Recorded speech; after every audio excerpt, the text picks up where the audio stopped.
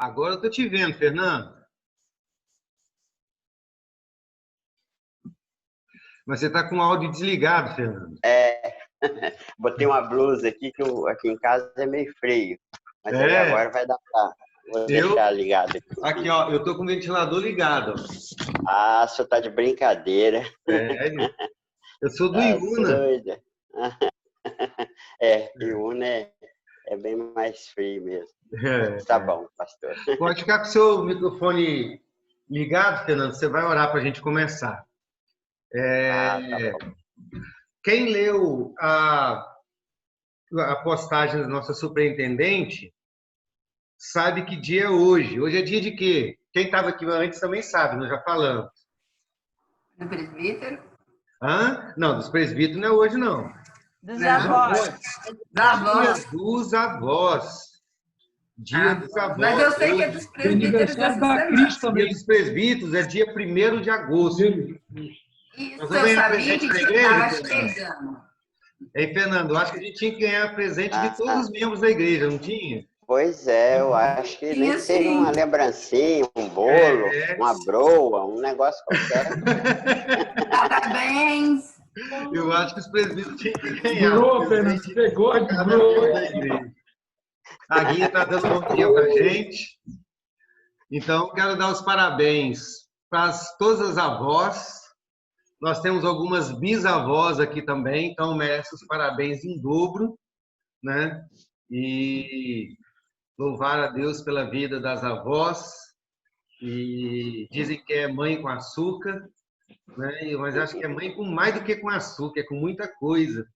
Eu quero ver o que a Lúcia vai fazer, Fernando, para a netinha que vai chegar.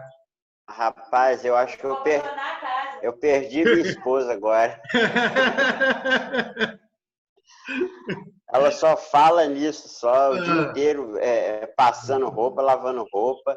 Falou que vai dar banho na menina, na Luísa. Eu não sei o que eu vou fazer, não. Acho que até sem almoço eu vou ter que ficar alguns dias.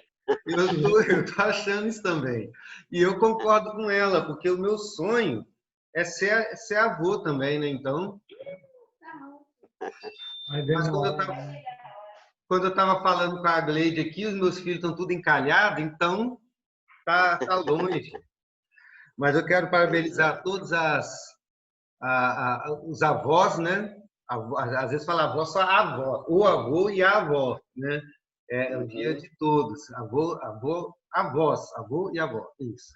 E também os presbíteros, dia 1º, dia do presbítero. Estamos esperando as nossas casas, um presente de cada membro da igreja. E dia 26, hoje também é aniversário da Cristiane Oliveira Rubim. Dia 28, da Paula Viana de Assis. Dia 31, como disse a Lúcia, aniversário de casamento do Fernando e da Lúcia. 29 ou 30? É 30, né? Fernando, não, é 29 anos. 29. O dia é 31. E 29 anos de casado, né? E é isso, são os aniversariantes da semana. Aí tinha aqui dia 31, mas... não, tem também. Dia 31 é dia do adolescente. É dia do adolescente. Como nós não temos nenhum adolescente aqui na nossa escola bíblica dominical, você, Daniel, não, né? Vou colocar a Deborazinha, que é a mais perto de um adolescente que nós temos aqui, né? Ela e o Henrique são os mais próximos de adolescente que nós temos aqui na nossa escola bíblica dominical hoje. E nós vamos orar nesse início de reunião. Eu falei que você ia orar, Fernando, mas não vai mais não, porque é seu aniversário de casamento, você é avô também, pois você é presbítero, então você não tá valendo. Eu tô sentindo a falta do Silvio e ele tá me devendo a oração, porque eu orei pro aniversário dele. E ele não me devolveu a oração, não, só que hoje ele não tá aí, né? O Silvio é porque a congregação começou trabalhos também, aí agora ele não está podendo participar. Aí ele está no trabalho da congregação. Eles começaram lá também. Eu não sei se é presencial ou online, sei que está tendo trabalho lá também. Aham. Então, eu vou pedir para um jovem, pedir para a Mariana orar pelos avós, pelos presbíteros, pelo aniversário de casamento do Fernando e da Lúcia, pelos adolescentes e pelos aniversariantes também. E pelo nosso estudo. A Então, Mari tá vai bom. orar. Tá dando para ouvir? Hã? Estamos. Tá dando para ouvir, Estamos normal. ouvindo. Então, sim. Vamos lá. Oremos. Senhor Deus, muito obrigado, Senhor. Obrigado por mais esse domingo. Nós temos aqui o prazer e a honra de poder aprender um pouco mais da Tua palavra, Senhor. Te agradecemos imensamente pela vida do pastor Marcelo, que tem conduzido esses estudos, ó Senhor. Tem acalentado nossa alma e nos mostrado, Senhor, cada vez mais sobre os propósitos para as nossas vidas. Te agradecemos, Senhor, pela vida dos presbíteros, que o Senhor continue levantando homens que possam, Senhor, estar à frente da igreja presbiteriana, que possam agir como luz em suas casas, sendo esses exemplos, ó Senhor. Te agradecemos pela vida dos avós, que eles possam continuar bem. Nesse momento que temos um momento de crise, sabemos que muitos estão em casa, mas que eles possam, Senhor, estar sempre sentindo a presença de Deus ao seu lado, Senhor, porque sabemos que não nos desampara em momento algum. Te agradecemos também pela vida dos adolescentes, pelo aniversário de casamento do Fernando, da Lúcia. Que o Senhor continue abençoando esse casal e que eles continuem sendo bênção sempre, ó Deus. Te agradecemos por todos os outros aniversariantes. Te pedimos por este estudo, que este domingo seja um domingo de bênçãos, um domingo abençoado pela Tua palavra e pelo Teu agir incessante em nossas vidas, ó Deus. Te agradecemos por tudo e nos colocamos, ó Senhor, na Sua inteira disposição, para que a Sua vontade haja em nós. Em nome de Jesus, é o que agradecemos e pedimos. Amém. Amém. Amém. Nós não vamos ler um texto para iniciarmos o nosso estudo. Nós faremos isto à medida que o nosso estudo vai transcorrendo. Deixa eu só ajeitar as coisas aqui. Eu vou fazendo as coisas. Bom, nós estamos chegando hoje ao último tópico do quarto ponto. O quarto ponto do nosso estudo está tratando sobre os propósitos de Deus para o sofrimento cristão. Falamos sobre a doutrina da providência e o sofrimento, falamos sobre, no segundo ponto, sobre o sofrimento e a justiça, a bondade e a soberania de Deus. E nesse quarto ponto, nós temos falado sobre o propósito de Deus para o sofrimento cristão. E nós estamos chegando, então, ao final desse quarto ponto. E, logicamente, faltou muita coisa para ser tratado. Os propósitos de Deus são diversos. Mas nós não teremos tempo nem condições de prosseguir falando sobre isso por muito tempo, Senão vai ficar bastante cansativo esse estudo. Eu sugiro para os irmãos que continuem estudando e orando sobre esse assunto. Como eu disse num desses domingos, quando a gente estuda um assunto, na escola bíblica dominical, nos estudos de quarta-feira, num sermão, isso não é todo o conteúdo de estudo que a gente deve ter. Nós não podemos limitar o nosso estudo bíblico àquilo que a gente ouve na escola dominical, no culto, no estudo bíblico. Isso tem que ser mais um da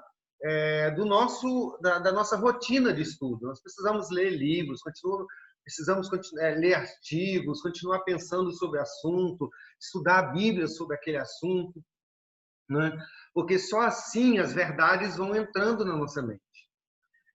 Muitos cristãos, eu me deparo com muitos preocupados dizendo: pastor, eu estudei sobre isso na escola dominical, mas não lembro mais. Não poderia lembrar mesmo, só se a sua mente fosse um computador que registrasse tudo que entrasse e não se esquecesse mais. A gente só não esquece se a gente continua estudando. Eu gostava muito de matemática quando era novo. né? Eu já não sei mais o básico da matemática quase, né? Porque parei de estudar matemática, já não é mais o meu campo. Meu sonho era ser professor de matemática. Então, eu sabia muito. Hoje eu já não sei mais nada, porque não continuei estudando matemática. Então, a gente tem que estudar e continuar estudando. Então, sobre esse tema, o propósito de Deus para o sofrimento, eu sugiro que você continue lendo, continue estudando, né? Tem muito, muito, muito ainda a que aprender a respeito disso. Pastor, Sim, você Mari. poderia sugerir depois, além do livro do John Piper, outros livros que a gente possa estar lendo sobre o assunto? Certo. Eu vou fazer isso no próximo estudo, que eu tenho vários livros que eu usei no passado para a minha monografia e tem muitos outros livros que surgiram, porque eu fiz a minha monografia há mais de 20 anos atrás, né? E tem muitos outros livros que surgiram depois disso, e eu vou fazer uma listazinha e vou fazer o seguinte, eu vou fazer essa lista e vou postar no grupo da igreja. E aí, alguns livros interessantes para a gente ler sobre esse assunto, né? Deus e o sofrimento cristão. Certo, então, o último propósito que eu queria estudar hoje tem a ver com a nossa eternidade, né? Sobre aquilo que vem pela frente. Então, eu queria introduzir com uma pergunta para que você me responda. O objetivo é apenas que a gente comece a pensar sobre isso. O que o nosso sofrimento de hoje tem a ver com a nossa eternidade? Inclusive, na quarta-feira, eu já anunciei essa pergunta. E falei que a gente ia tratar sobre isso. Eu pedi que os irmãos já estivessem pensando, né? O meu objetivo com a pergunta não é que você, de fato, ache uma resposta exata, mas que você pense no assunto. Então, para a gente começar a pensar no assunto, eu faço para você essa pergunta. O que o nosso sofrimento de hoje tem a ver com a nossa eternidade? Aguardo respostas.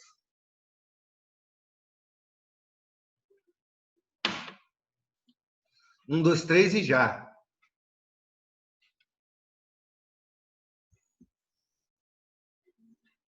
Ninguém?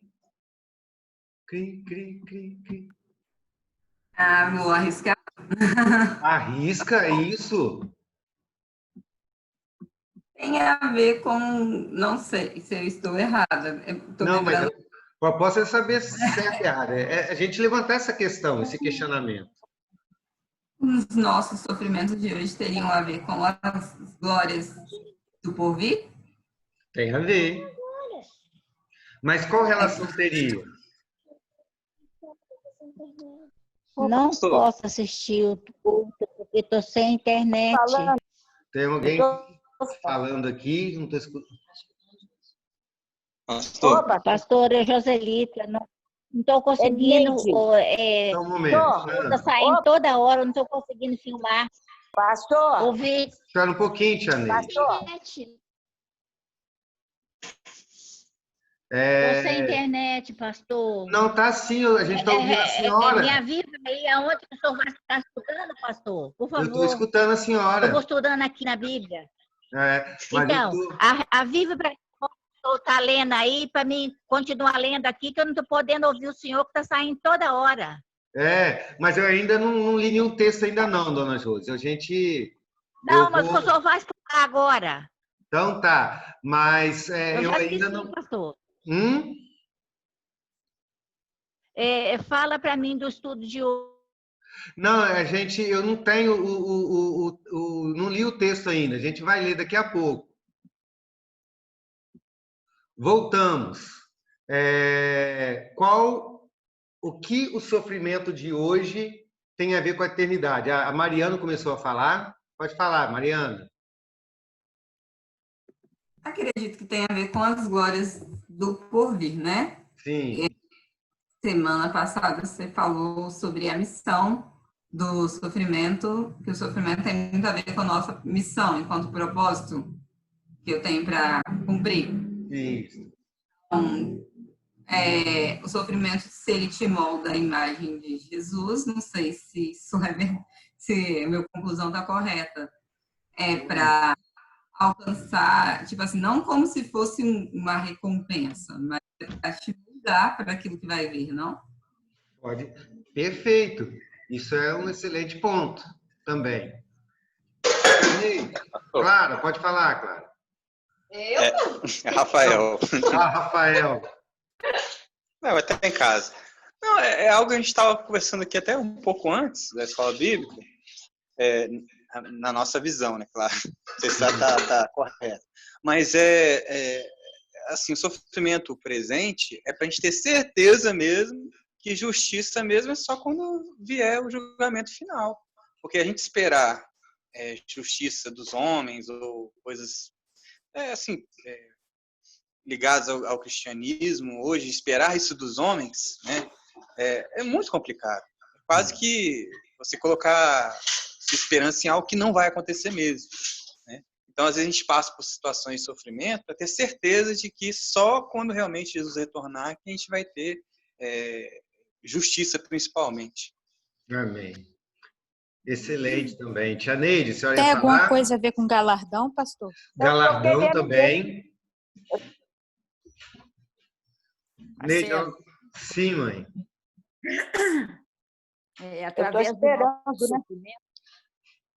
Através do nosso sofrimento, nós buscamos mais a Deus. E quanto mais nós buscamos a Deus, mais a gente vai santificando a nossa vida, que é a nossa obrigação, né? Excelente. Ele nos leva a buscar o poder de Deus, o socorro de Deus, né? E a intimidade com Deus nos santifica. Tia Neide? Respondeu que eu vi. Não estou escutando a senhora, não. Pode falar. É o que a mãe do Senhor deu que eu ia responder. Eu concordo com ela. É a santificação. Nós nos tornamos a cada dia mais íntimos com o Senhor como se diz, a gente santifica e alimenta a nossa vida e estarmos com Deus na eternidade. É a santificação da nossa vida. Amém. Ao Senhor. Viu que nós pensamos em... Sim. Pastor, pode falar, nós sabemos que nós não somos cidadão aqui da Terra. Então, todo o nosso sofrimento aqui, eu entendo que é um tratamento que a gente está tendo aqui, porque é o Jaio ainda não, né? Nós estamos tendo um tratamento aqui para, no futuro, a gente desfrutar da presença de Deus lá no céu, quando a gente atingir o nosso objetivo maior, que é estar com Deus eternamente. Amém. Viu que o meu presbítero é bom de teologia? O Jai ainda não. O homem é bom. Tudo isso que os irmãos falaram faz com que a gente olhe para o sofrimento hoje com o olhar para o futuro, né? E por que eu queria que a gente pensasse a respeito disso? Porque os cristãos hoje, eles são hedonistas, e muitos cristãos hoje são hedonistas e imediatistas, né? Isso tem sido uma marca do chamado cristianismo dos nossos dias, né? Porque a grande parte das pessoas que se chamam cristãos, eles são em busca de prazer e de felicidade, e eles querem o prazer e a felicidade para o agora. E é por isso que muitos têm dificuldade de lidar com o sofrimento, né? Quando eles estão sofrendo, a única preocupação que essas pessoas têm é que Deus o livre do sofrimento, da sua dor, e que ele faça isso no agora. E quando o sofrimento não é tirado da vida dessas pessoas, eles entram em crise espiritual, né? E não é uma crise por causa de Deus, é uma crise por causa delas mesmas, né? Elas estão entendendo o cristianismo errado, estão buscando algo errado no cristianismo e estão buscando um cristianismo que não existe, né? Por que Deus permite o meu sofrimento? Cadê a justiça divina, né? Toda essa reclamação, essa preocupação tem a ver com o nosso imediatismo e com o nosso egoísmo. Sim, Mari. É porque eu acho que muitos cristãos hoje veem Deus como tipo o gênio da lâmpada, que está pronto para responder os seus desejos, e se ele não faz isso, Aí ele logo tende a falar, então esse Deus que eu sirvo não serve para mim.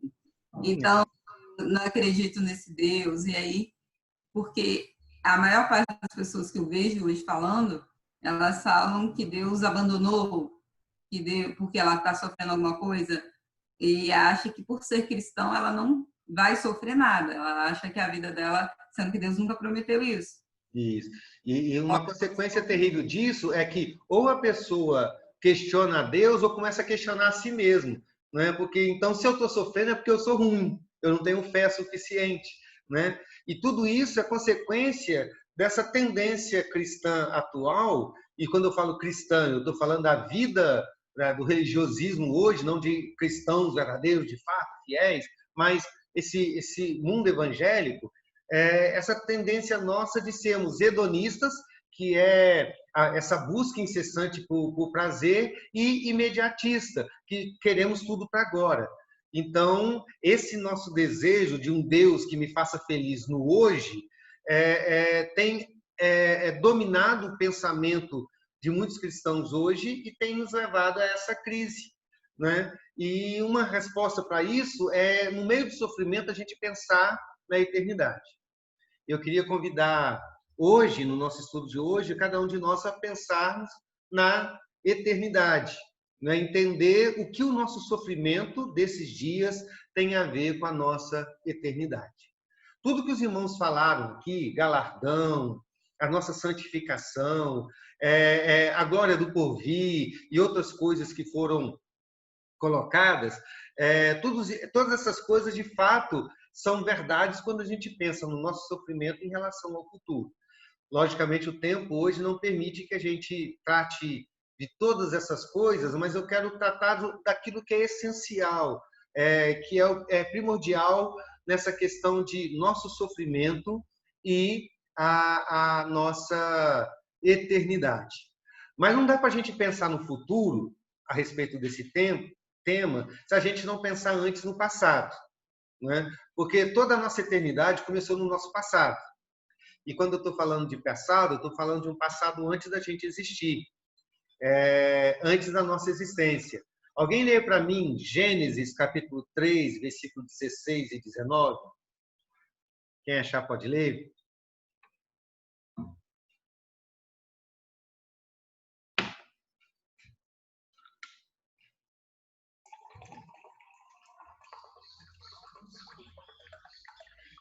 Quem achar pode ler para mim. Gênesis 3, 16 a 19. Vou ler. A mulher, ele disse: eu multiplicarei grandemente o teu sofrimento e a tua concepção. Com sofrimento terás filhos, e o teu desejo será para o teu marido, e ele governará sobre ti. E a Adão ele disse: porque tu escutastes a voz de tua mulher, e comeste da árvore, da qual eu te ordenei, dizendo: tu não comerás dela, amaldiçoada é a terra por tua causa, com sofrimento tu comerás dela todos os dias da tua vida. Espinhos e cardos também produzirá para ti, e comerás erva do campo, no suor da tua face, comerás o pão, até que retornes à terra, pois dele tu fostes tirado, porque tu és, e ao pó tu és, e ao pó tu retornarás. Amém. Você reparou nas palavras sofrimento, dor, maldita, fadigas, espinhos, ervas daninhas, suor, e a expressão volte à terra, que significa morte.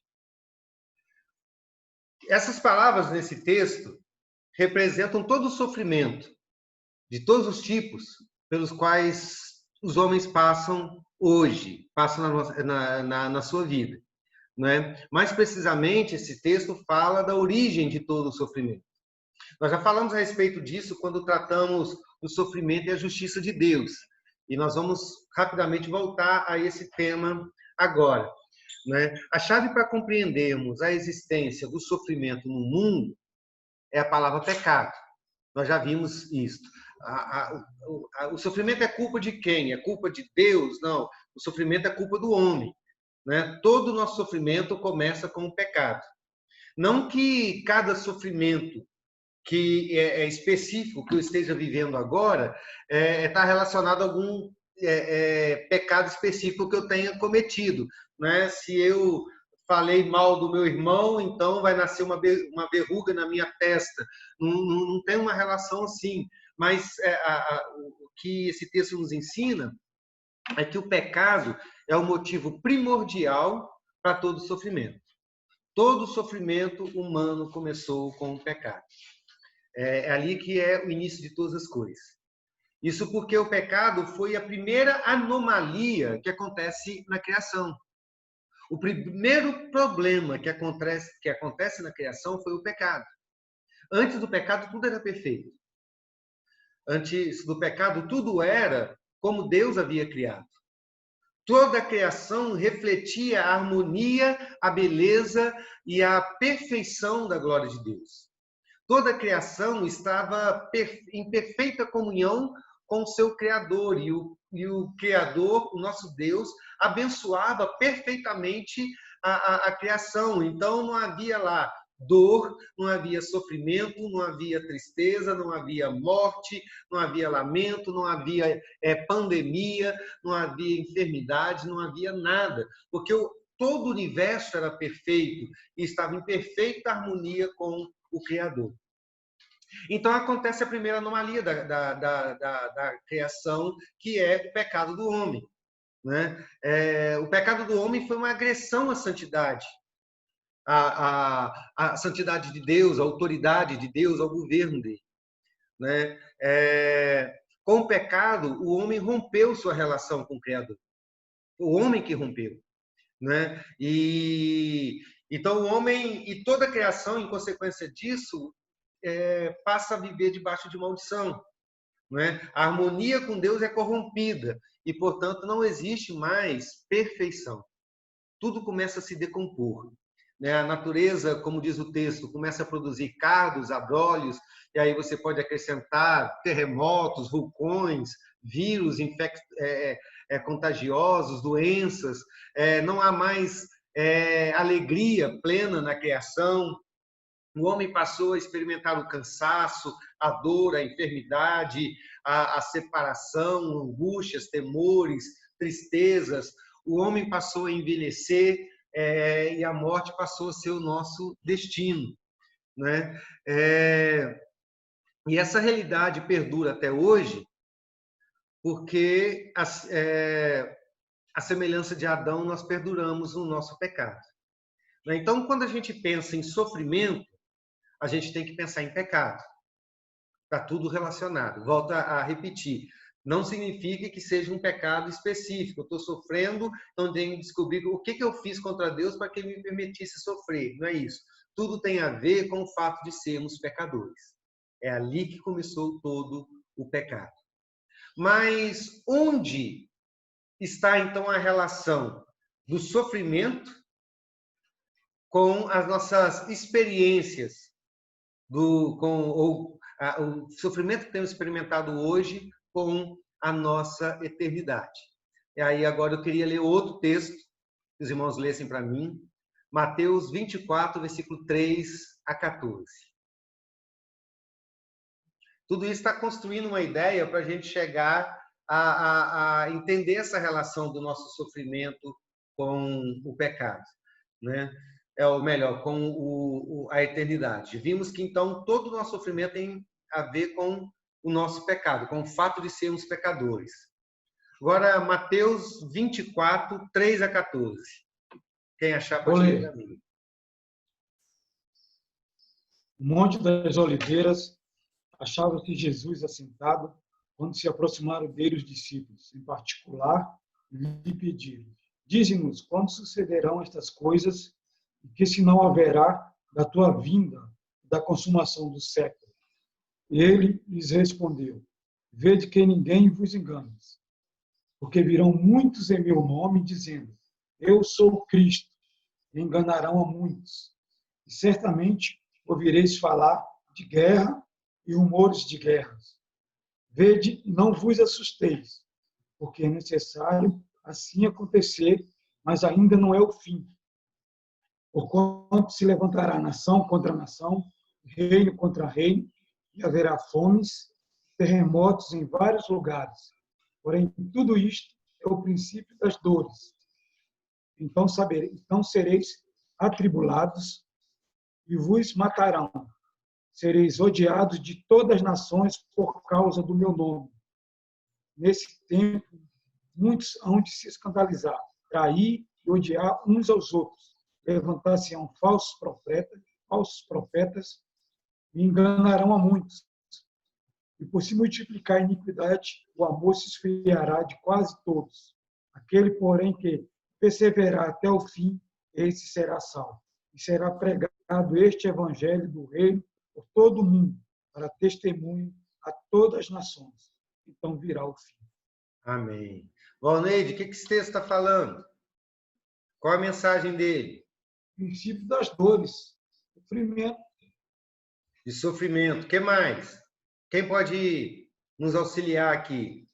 Qual a mensagem desse texto para nós?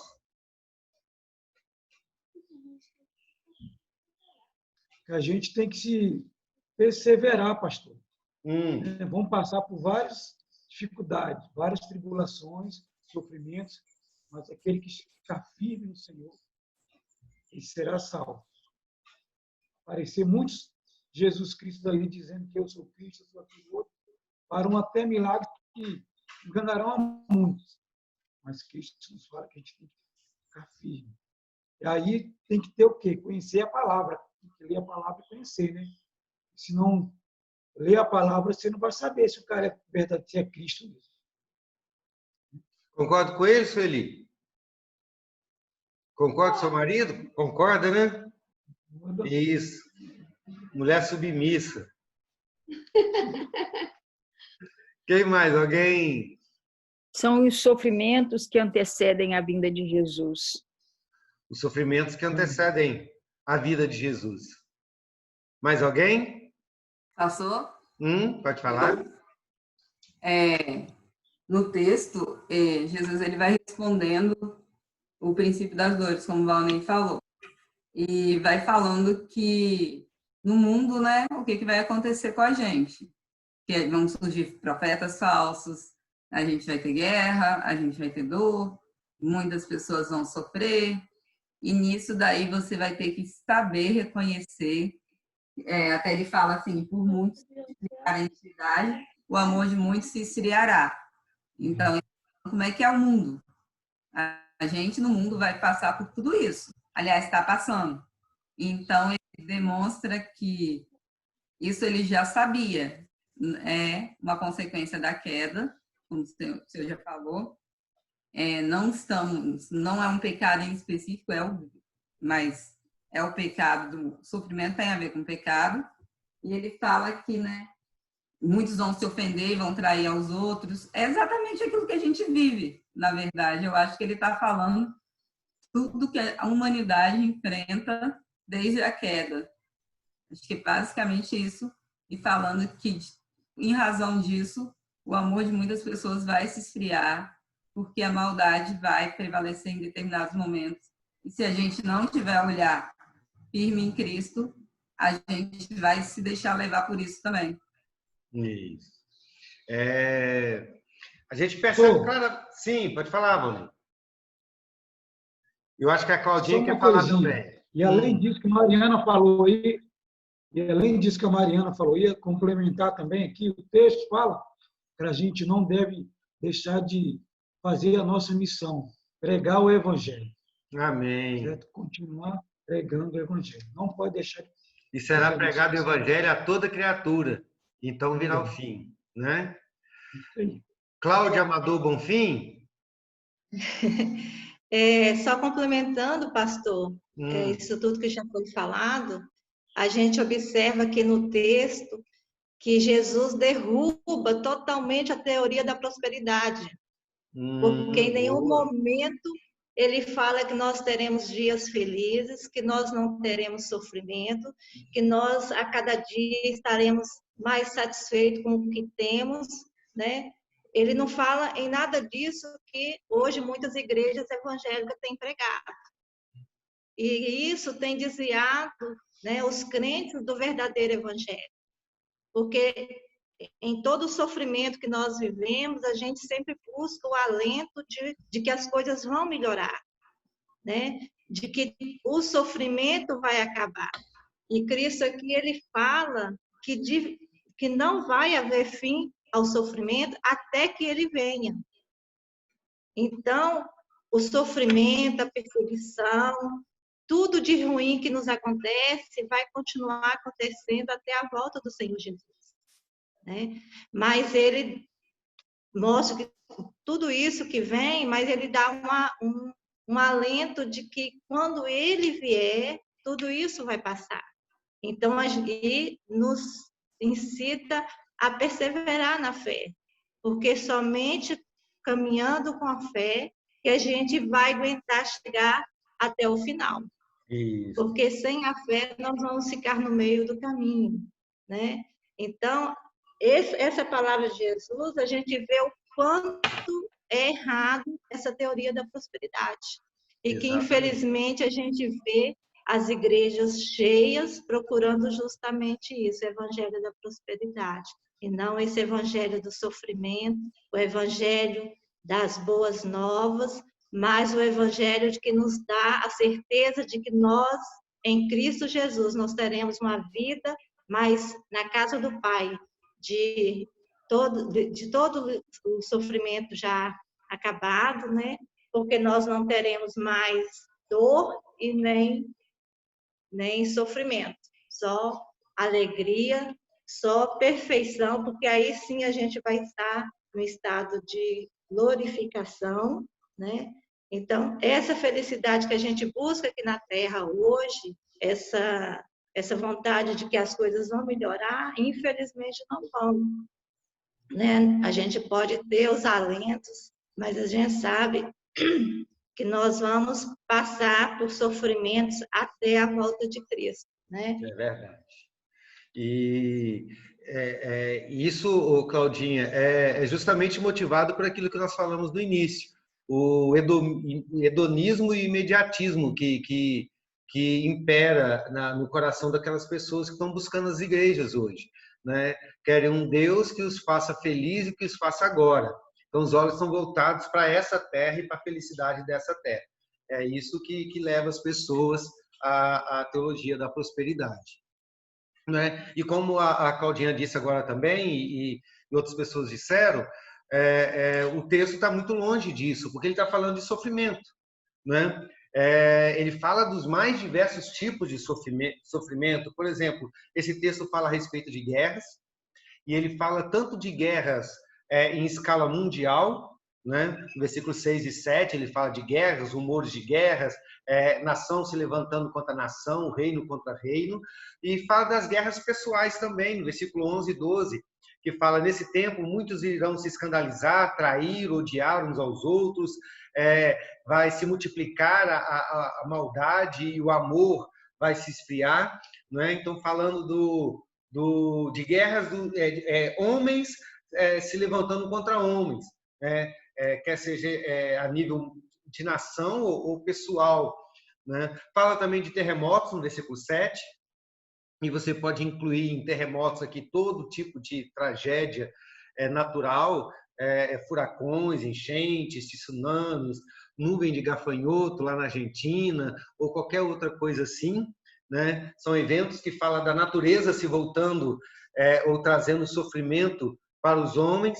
Versículo 7 fala de fome, e você pode olhar para a fome tanto como tragédia da natureza, né? Problemas climáticos que levam a fome para as pessoas, e como também a ação dos homens, né?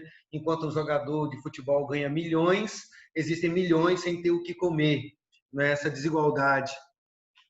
Versículo 5 e versículo 11 fala da falsa religião, né? Vão apontar Cristo e falar de eventos, Cristo está aqui, e de falsas religiões. Versículo 9 fala de perseguição religiosa, né? De que nós seremos perseguidos por causa de Cristo. Então, está falando de todo tipo de sofrimento que a gente possa presenciar. E a ideia desse texto é que tudo isso aconteceria antes da volta de Jesus, como os irmãos e irmãs falaram, né? Ou seja, antes que Jesus venha para inaugurar a nossa eternidade, inaugurar entre aspas, né? Mas a grande questão é, esses sofrimentos viriam antes quando? Em que período? Só para a gente, nós já falamos sobre isso, mas só para a gente evitar um erro de interpretação que é muito comum hoje, na verdade é muito comum em todos os tempos que acontecem grandes tragédias, né? Porque as pessoas acham que esse texto existe para apontar a vinda de Jesus, né? E não é, né? Quando a Bíblia fala de últimos dias, nós já tratamos disso agora há pouco. Sim, Tia Neide. Pastor, dá para o senhor repetir o texto, porque eu fui ao banheiro. Esse Sim. texto último que o senhor deu, eu fui ao banheiro. Mateus 24, versículo 3 a 14. Mateus 24, 3 a 14. 3? 3 a 14.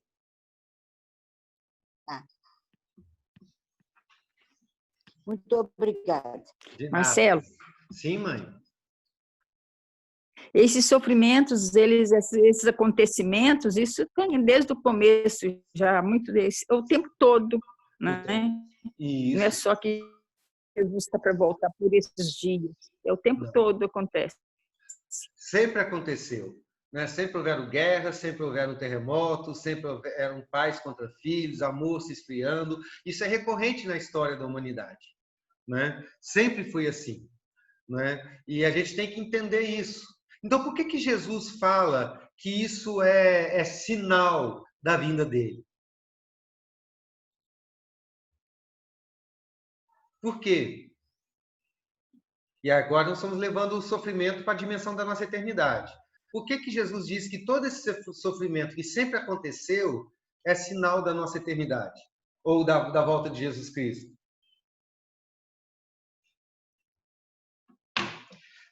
Tem a ver com aquilo que a gente começou a falar. Tem a ver com o nosso passado, né? Sinal é aquilo que aponta para o futuro, né? Para o futuro, não. Algo que aponta para uma outra realidade, não para o futuro necessariamente, né? Mas quando Jesus fala que todo esse sofrimento é sinal da volta de Jesus, né? Esse sofrimento está apontando em duas direções, então. A primeira, deixa eu achar onde eu estou aqui no meu esboço, que eu já fui lá para frente e meu esboço está aqui atrás ainda, só um pouquinho. Pronto. Está apontando para duas direções. A primeira coisa, a primeira direção é que esse sofrimento está apontando para o nosso pecado. Todo sofrimento aponta para o nosso pecado. Todo sofrimento joga na nossa cara que a culpa do sofrimento é nossa. O sofrimento coloca o dedo na nossa ferida, né? Nós pecamos e por isso estamos sofrendo. Nós rompemos com o Criador. E essa anomalia, como eu disse, arruinou a harmonia da criação. Então, ao mesmo tempo que todo esse sofrimento aponta para o nosso passado, ou para nós, né, para o nosso coração pecador, ele aponta também para a justiça divina. Jesus vai voltar para condenar todo o pecado e para condenar todo o pecador. Punir todo o pecador. Essa é a realidade, porque com a volta de Jesus é estabelecido o trono que vai julgar o mundo. Então, resumindo, todo sofrimento aponta como um sinal para o dia em que Jesus Cristo virá para resolver definitivamente o nosso problema com o pecado. Toda vez que a gente sofre, então, nós devemos ter a certeza, Jesus Cristo vai voltar. Se alguém diz, olha, Deus não existe, Cristo não existe porque está havendo terremoto, se Deus não existisse, não existiria terremoto. E você pode dizer, olha, isso é a prova de que ele existe e a prova de que ele vai voltar. Porque ele vai resolver tudo isso. Então, o dia da volta de Jesus será um dia terrível para todo pecador. todo o sofrimento que a humanidade passa nesses dias não vai passar de sopro diante de um sopro suave diante do terrível sofrimento da eternidade. Se você lê tudo que a Bíblia fala a respeito do inferno, você vai ver que é apenas o sofrimento que a gente passa hoje, que a humanidade passa hoje, é uma gota, menos que isso, de toda a eternidade, de todo o sofrimento da eternidade. Certo? Então é um dia terrível. Então todo o sofrimento de hoje avisa o pecador do sofrimento vindouro. Os irmãos estão compreendendo?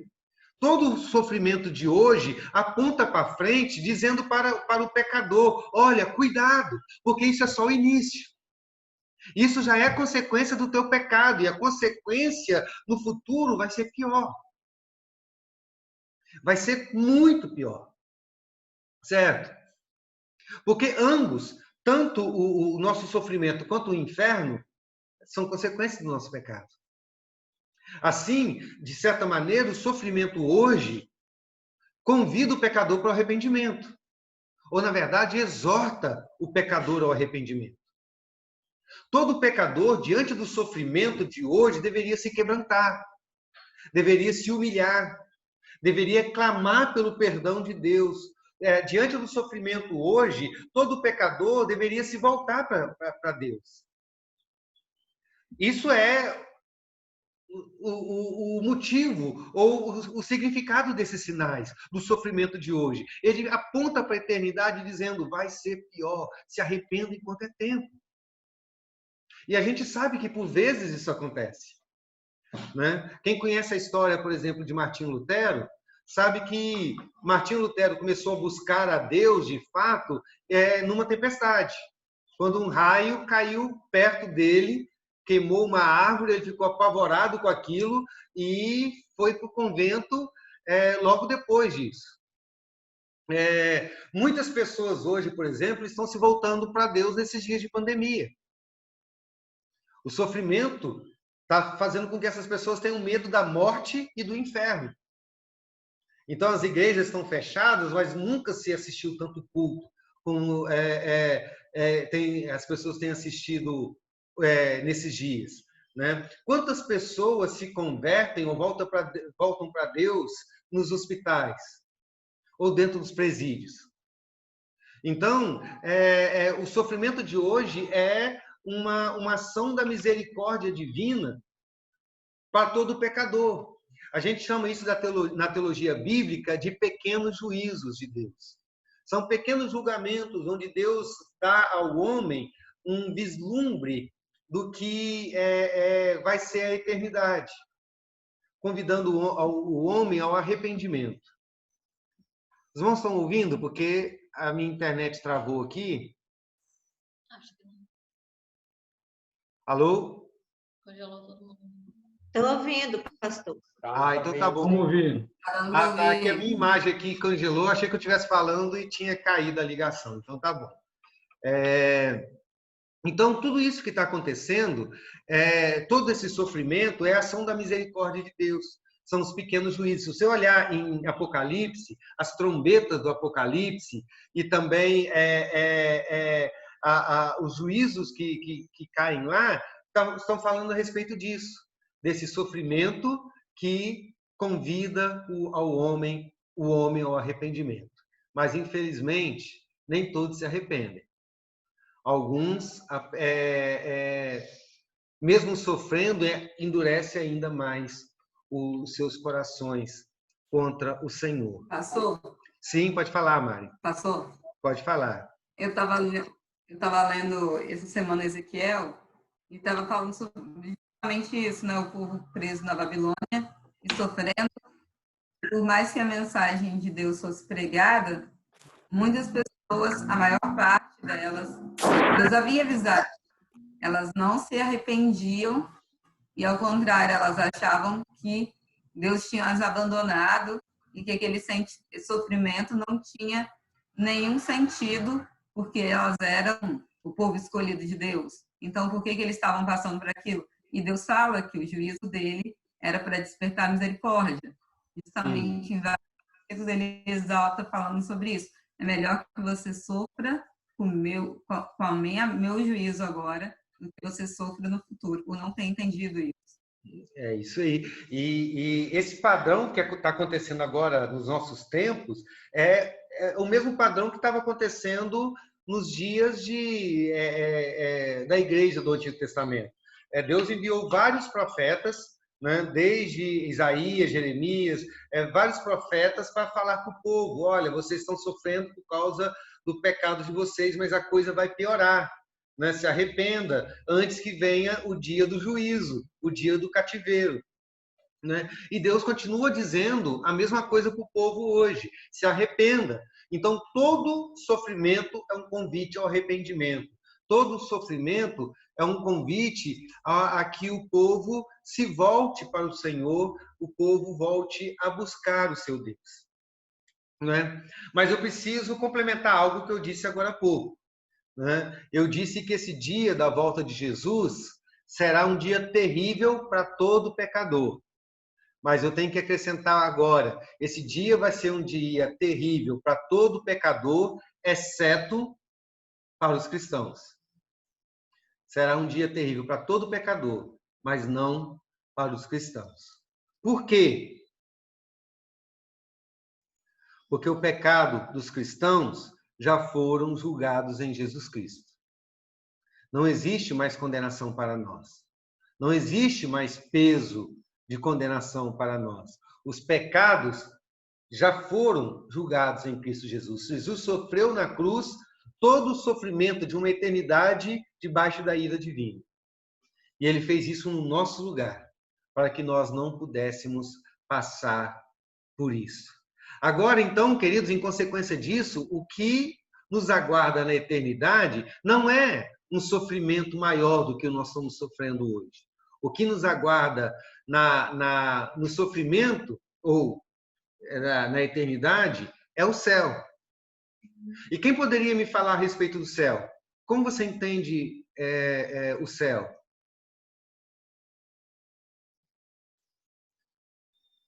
Hã? Deborazinha, fala para mim como você entende o céu. Pode falar, de graça.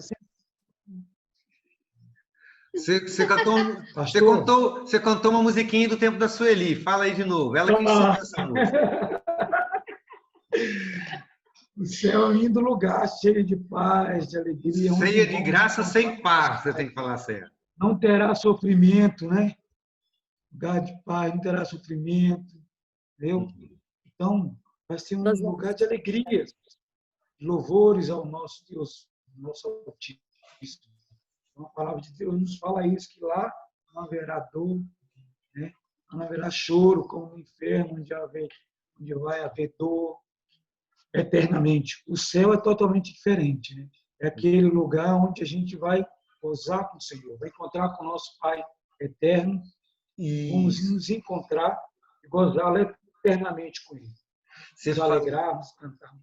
Você falou a chave da questão aqui, Valnei. No céu, nós vamos ter tudo aquilo que nós ansiamos. E o que mais o cristão anseia? O que mais o cristão precisa? Encontrar com Cristo face a face, viu? No céu nós estaremos com o Senhor. Deus face a face. Muitas pessoas me perguntam assim: pastor, o que vai ter no céu?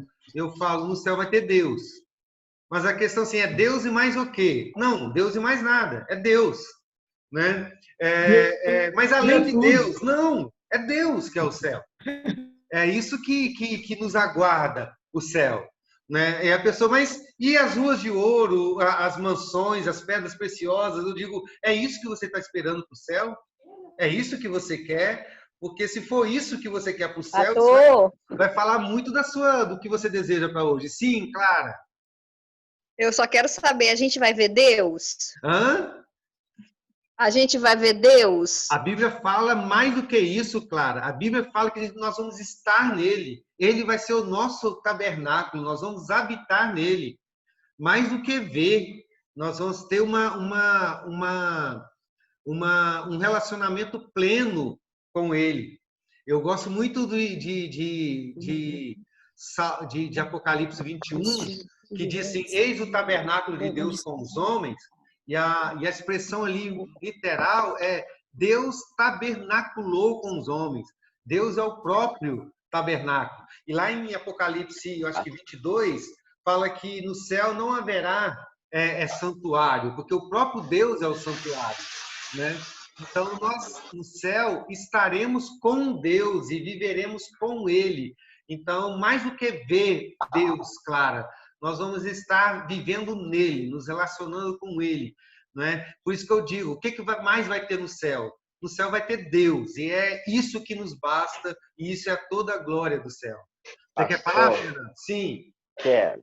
Olha só, o ser humano aqui na Terra é uma eterna busca pela felicidade. Aí então a gente pensa assim, se eu conseguir isso, se eu comprar essa casa, eu vou ser feliz. Aí você tem aquela casa e mesmo assim não alcançou sua felicidade. Se eu tiver um filho, eu vou ser feliz. Então você tem aquele filho e aí você vê que ainda não alcançou sua felicidade. Então no céu nós vamos ser saciados disso. Nós vamos chegar à verdadeira felicidade. Nós não vamos ter mais aquela ansiedade de ser feliz. A Lúcia falou aqui para mim, é a plenitude. Nós não vamos mais ficar correndo atrás de uma felicidade e cada vez que a gente chega naquele local, aí você percebe que não é aquilo ainda, aí você quer outra coisa, e depois você consegue aquilo e não é aquilo. Então, no céu, nós vamos alcançar a verdadeira felicidade e a plenitude de nossa vida. Perfeito, perfeito. Né? No céu nós encontraremos Deus.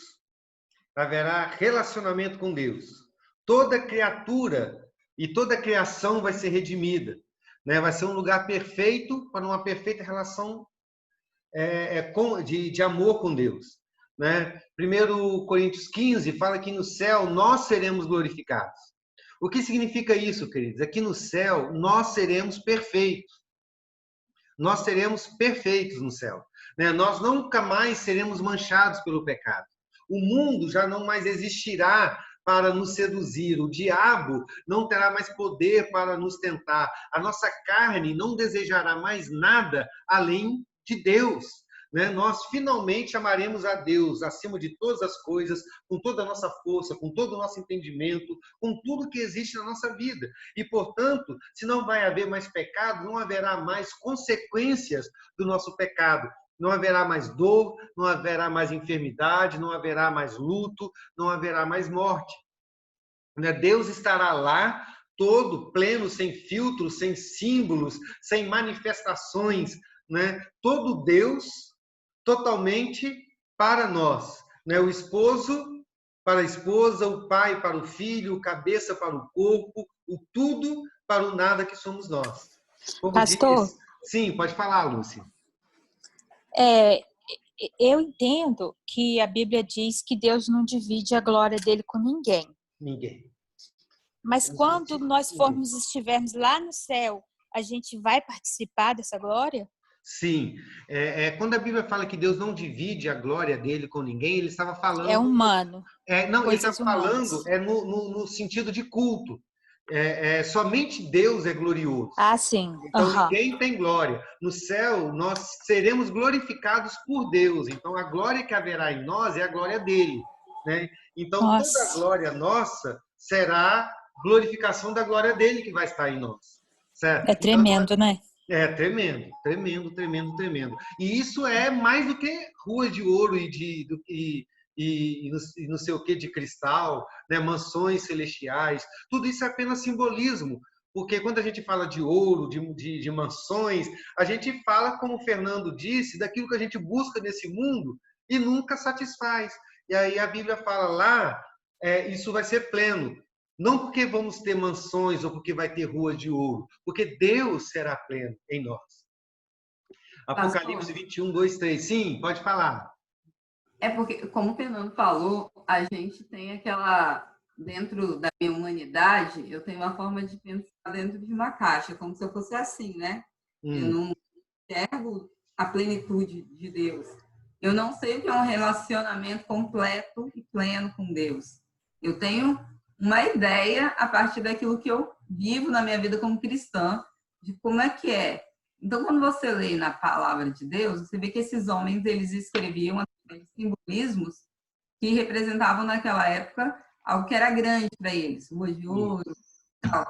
Mas o que é o céu mesmo é como você falou, é você poder ter um relacionamento que eu acho que todo cristão busca, e pelo menos assim, o que a gente busca constantemente? Uma vida de oração. É ter um relacionamento pleno com o Senhor. A gente ainda não tem. E a ideia de que no céu você vai alcançar isso, quer dizer que você finalmente você vai encontrar a felicidade de verdade. Aquilo que vai te preencher totalmente. Porque nessa vida, nada que você busque, nem dinheiro, nem filho, nem família, nada disso vai preencher aquele vazio que a gente tem no coração. Somente a presença de Deus. Amém. É justamente isso. A Clara colocou aqui no chat, ó, ô glória, e eu concordo, Clara, isso é para a gente adorar eternamente, e é isso que nós vamos fazer lá. Sim, pode falar, Daniel. Eu estava até lendo Romanos 8, 17. Eu não sei se tem muito a ver com o nosso estudo, não, mas é muito interessante que fala assim: se nós somos filhos, somos logo herdeiros também, herdeiros de Deus e co-herdeiros de Cristo. E se é certo que com Ele padecemos, para que também com Ele sejamos glorificados, né? É isso então, aí. Assim, nós somos herdeiros de Deus e co-herdeiros de Cristo, né? Então, a vida de Cristo não foi uma vida fácil, foi uma vida de sofrimento. Então, eu creio que todo sofrimento, além de ser consequência do pecado lá, da queda, também é algo que constrói o caráter do cristão. E a gente se torna merecedor quando a gente se padece como Cristo padeceu, a gente se torna merecedor lá no final sermos glorificados, né? A palavra merecedor, Daniel, ela é meio complexa para a gente falar, porque, na verdade, todo o mérito é sempre de Deus e não nosso, né? Mas a gente pode falar que nós nos tornamos participantes, né? Porque aí a gente colocaria mérito no homem, mas a gente não tem mérito, porque tudo que a gente faz ainda é nada, né? Mas a gente se torna participante do sofrimento de Cristo agora e participante da sua glória na eternidade. Tudo isso pela graça dele, né? E é isso que é o tremendo. A gente nunca vai merecer isso. Vai ser sempre a ação da graça de Deus nas nossas vidas, né? E Apocalipse 21, versículo 2 e 3, escreve isso dizendo assim: eis o tabernáculo de Deus com os homens. Deus habitará com eles. Eles serão povos de Deus e Deus mesmo estará com eles. E Deus lhes enxugará dos olhos toda lágrima. Agora, para a gente partir para o final.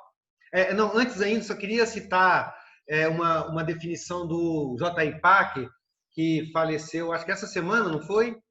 Foi essa semana que o J.I. Packer faleceu.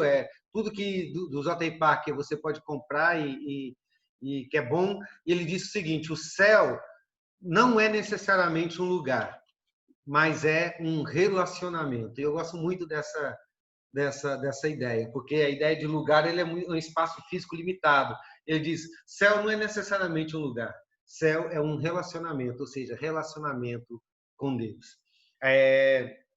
Então, caminhando, à vista disso tudo que nós vimos, o sofrimento é para o cristão um sinal de um tempo em que o sofrimento nunca mais existirá.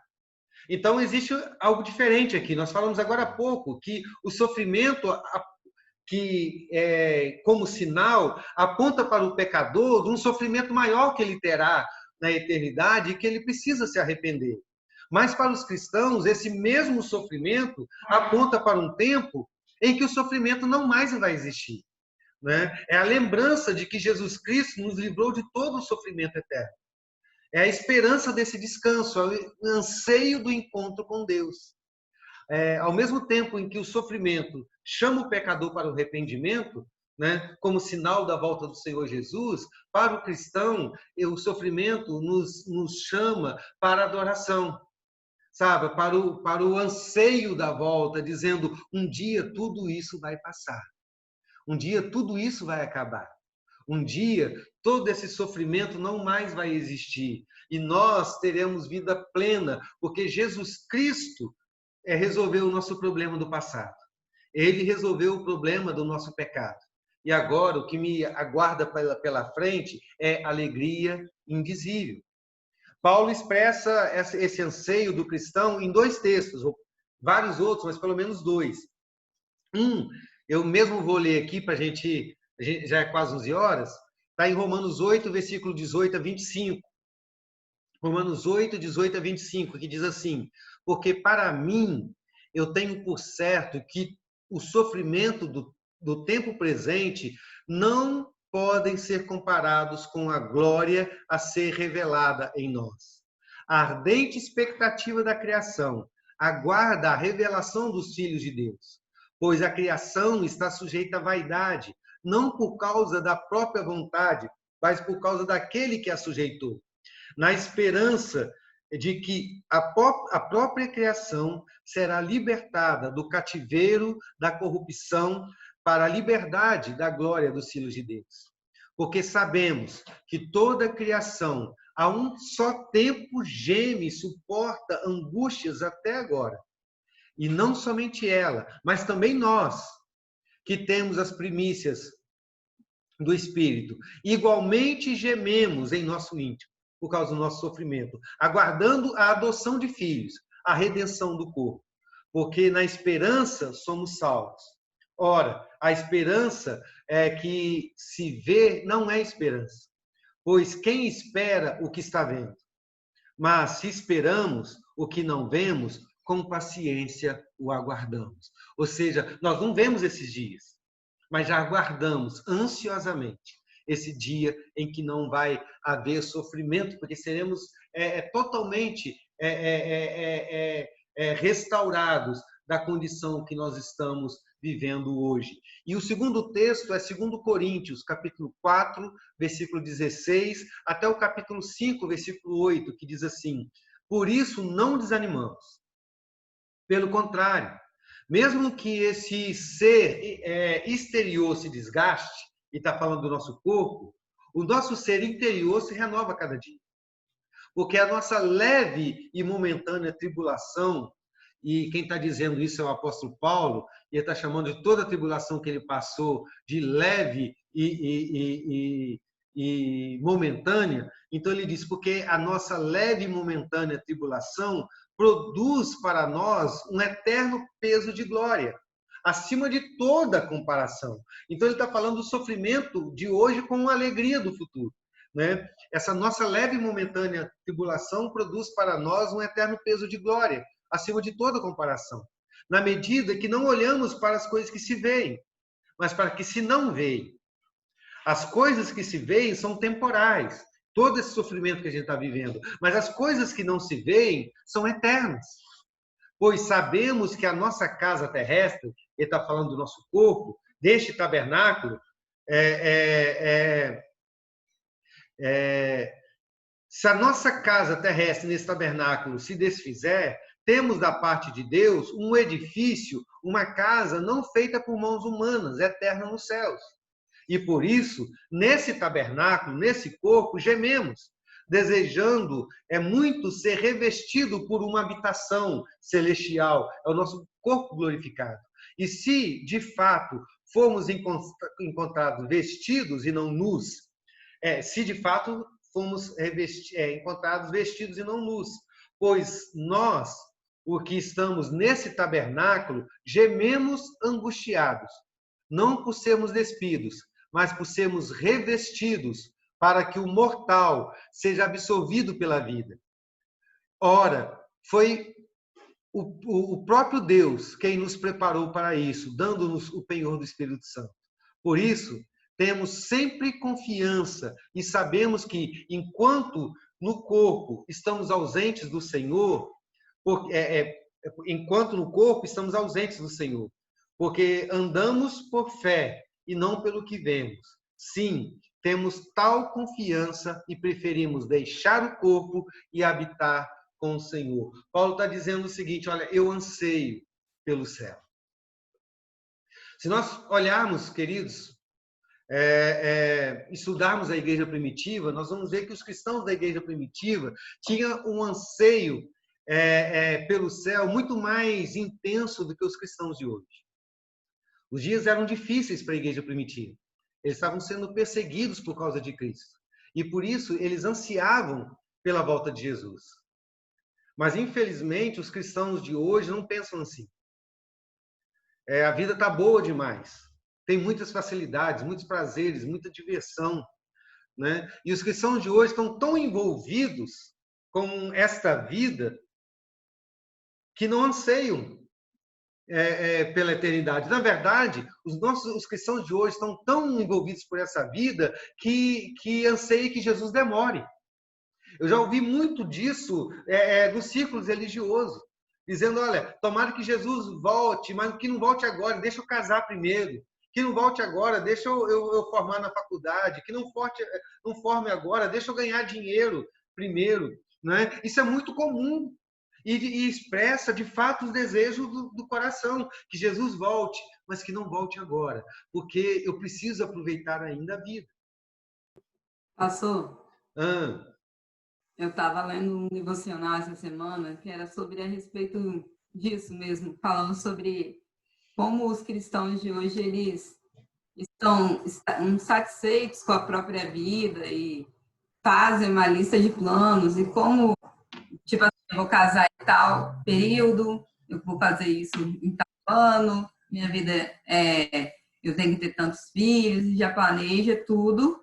E a pessoa que estava fazendo a devocional colocava o ponto seguinte, que a quarentena, o coronavírus, é claro que trouxe muitas coisas ruins, mas uma das coisas que mostrou, inclusive para os cristãos, é que nós não temos controle de nada, a soberania de Deus. E, você ficar pensando tanto na sua vida aqui, a ponto de querer que a volta de Jesus demore mais um pouquinho, porque eu ainda não terminei minha lista de planos, é tão não cristão que você fica assim, como alguém pode chegar a pensar isso? E às vezes a gente pensa isso. E é assustador, Mari, que é comum, infelizmente. É comum. Então, ao contrário dos cristãos do passado, que diante do sofrimento dizia, Maranata, vem Senhor Jesus, né? O que nós queremos hoje é que Jesus nos livre logo do sofrimento, ainda nessa terra, para que o sofrimento não nos atrapalhe a vida na terra. Então, o sofrimento de hoje não me faz olhar para o céu, me faz olhar para a terra. Infelizmente. Né? Vivemos um sofrimento que aponta para a nossa eternidade, como Jesus disse, mas sem anseio pelo céu, com sede da terra. Deus, me livra do sofrimento agora, porque ele está atrapalhando a minha vida aqui. Então, eu acredito que, assim como os pecadores precisam se arrepender por causa do sofrimento, a igreja também precisa se arrepender. Deixar de olhar para a terra para olhar para o céu. Então, respondendo a pergunta, o que o sofrimento de hoje tem a ver com a nossa eternidade? Tem a ver que ele aponta para o fato de que Jesus resolveu o nosso problema com o pecado, que causa o nosso sofrimento. E ele está em processo para o dia da volta dele. E quando ele voltar, todo esse sofrimento vai acabar eternamente. Então, por que Deus permite o sofrimento na vida do cristão? Na vida do não cristão, é convidá-lo para o arrependimento. E na vida do cristão, é fazer que ele anseie pelo céu. Espere por Deus. Toda vez que doer o seu dente, espere por Deus. Toda vez que você tiver com problema familiar, espere por Deus. Toda vez que tiver problema financeiro, espere por Deus. Saiba que um dia ele vai voltar e toda a dor do teu coração vai acabar. Amém? Semana que vem nós vamos continuar falando sobre sofrimento, mas o último ponto do nosso estudo, que é sobre a postura do cristão no sofrimento, ou seja, como o cristão enfrenta o sofrimento. Lógico que nós poderíamos elencar aqui dezenas de características da maneira como o cristão enfrenta o sofrimento. Nós não vamos tratar sobre isso, todos esses. Nós vamos elencar alguns que a gente vai destacar aqui, a maneira, à luz de tudo isso que nós vimos, desde o início a respeito da providência de Deus, como o cristão, então, passa pelo sofrimento. Esse vai ser o tema do nosso próximo estudo. Que Deus nos abençoe. Alguém tem alguma coisa mais para falar, complementar, concordar, discordar? Então, nós vamos encerrar com uma oração, lembrando que hoje, 7h30, nós temos culto. Você pode mandar esse link para quem você quiser, né? Seria uma forma de você convidar as pessoas para o culto, né? Então, você pode mandar e pode convidar as pessoas. Pastor? Sim, pode falar. Só uma dúvida. Não é porque me perguntaram